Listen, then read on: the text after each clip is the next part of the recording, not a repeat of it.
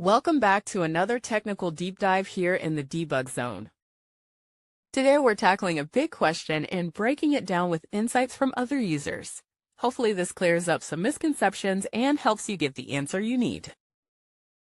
So buckle up, stay a little curious, and let's jump right in.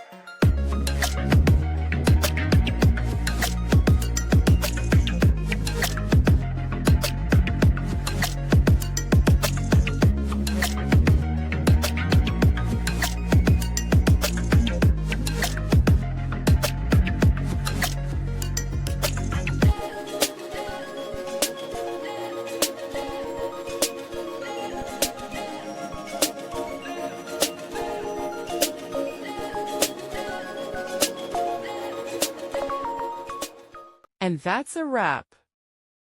I hope you found the answer you were looking for. If you did, take a second to hit that subscribe button. It really helps out.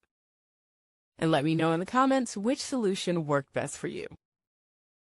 See you next time in the debug zone.